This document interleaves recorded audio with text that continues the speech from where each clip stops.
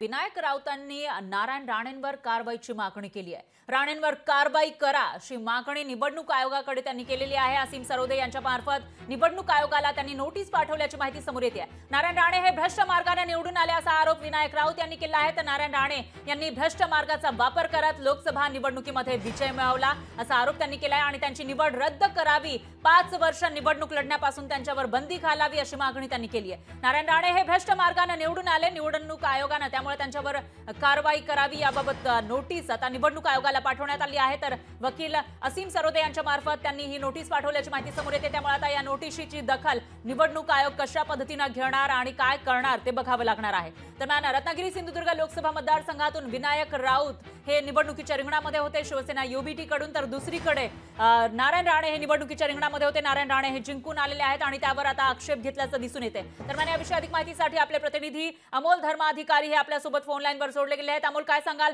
नारायण राणे हे लोकसभेमध्ये निवडून आले खरे, मात्र आता त्यांना चॅलेंज दिलं जाते, त्यांच्यावर कारवाईची मागणी होते विनायक राऊतांकडून, नेमकं काय म्हटलं या नोटीसमध्ये?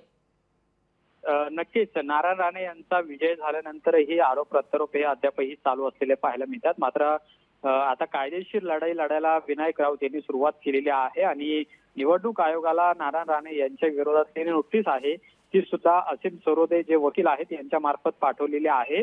निवडणुकीच्या काळामध्ये प्रचार संपलेला असताना सुद्धा नारायण राणे यांचे कार्यकर्ते हे मतदारसंघामध्ये प्रचार करत होते आणि नारायण राणे यांनाच निवडून द्या अशा पद्धतीचा प्रचार ते करत होते आणि पैशांचं वाटप सुद्धा मोठ्या प्रमाणात यावेळी झालेलं आहे असा सुद्धा आरोप करण्यात आलेला आहे। तर दुसरीकडे प्रचारावेळी जर आम्हाला मतदान दिलं नाही तर निधी मागायला येऊ नका असं सुद्धा नितेश राणे हे म्हणालेले होते। या सगळ्यांचा संदर्भ या नोटीसमध्ये देण्यात आलेला आहे आणि 5 वर्षांसाठी नारायण राणे यांच्यावरती निवडणूक लढवण्याची बंदी घालावी आणि त्यांना मतदानही करता येऊ नये अशा पद्धतीची कारवाई करावी ही मागणी या पत्रातून आता केलेली आहे। आणि ही नोटीस आता केंद्रीय निवडणूक आयोगाला पाठवल्या आल्यानंतर यानंतर केंद्रीय निवडणूक आयोग नेमकं काय भूमिका घेतं, कशा पद्धतीची कारवाई करतं किंवा यांच्या नोटीसीला कसं उत्तर देतं हे सुद्धा पाहणं महत्वाचं असेल। पण कोकणातला जो हा शिमगा आहे तो आपल्याला आता निवडणुकीच्या नंतरही पाहायला मिळेल आणि विनायक राऊत यांनी आता कायदेशीर लढाईला सुद्धा सुरुवात केलेली आहे। निश्चितच अमोल, आता पुढे नेमकं काय होणार ते बघावं लागेल। दरम्यान धन्यवाद तुम्ही दिलेल्या या सविस्तर माहितीसाठी।